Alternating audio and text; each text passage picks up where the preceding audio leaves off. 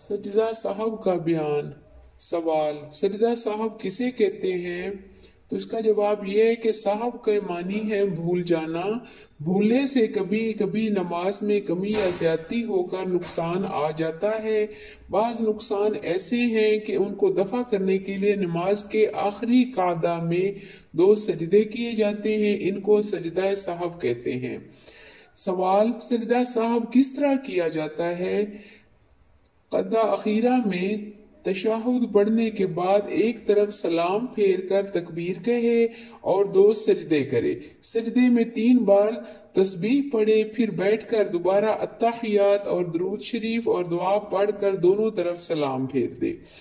سوال یہ ہے کہ اگر سجدہ صاحب کے سلام سے پہلے التحیات کے بعد درود شریف اور دعا پڑھ لے پھر سجدہ صاحب کرے تو کیسا ہے؟ تو اس کا جواب یہ ہے کہ بعض علماء نے اسے احتیاطاً پسند کیا ہے کہ سجدہ صاحب سے پہلے بھی تشہد اور درود شریف اور دعا پڑھے اور سجدہ صاحب کے بعد بھی تینوں چیزیں پڑھ لے۔ اس لیے پڑھ لینا چاہیے، نہ پڑھنے میں نقصان نہیں ہے۔ سوال یہ ہے کہ سجدہ صاحب صرف فرض نمازوں میں واجب ہے یا تمام نمازوں میں؟ تو اس کا جواب یہ ہے کہ تمام نمازوں میں سجدہ صاحب کا حکم یکساں ہے۔ سجدہ صاحب کن چیزوں سے واجب ہوتا ہے؟ نمبر 1، کسی واجب کے چھوٹ جانے سے۔ نمبر 2، واجب میں تاخیر ہونے سے۔ نمبر 3، کسی فرض میں تاخیر ہونے سے۔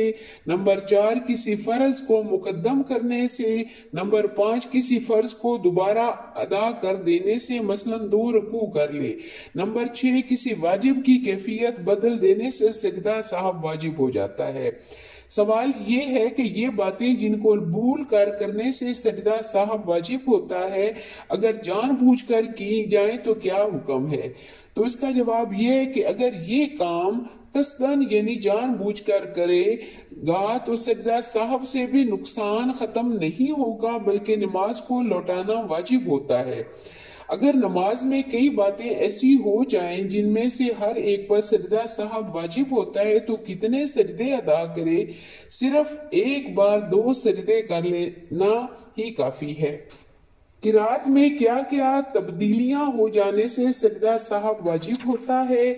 تیسری اور چوتھی رکعتوں کے سوا ہر نماز فرض ہو، واجب ہو یا سنت ہو یا نفل ہو، کسی بھی رکعت میں سورۃ فاتحہ یا سورت کے چھوٹ جانے سے سجدہ صاحب واجب ہو جاتا ہے۔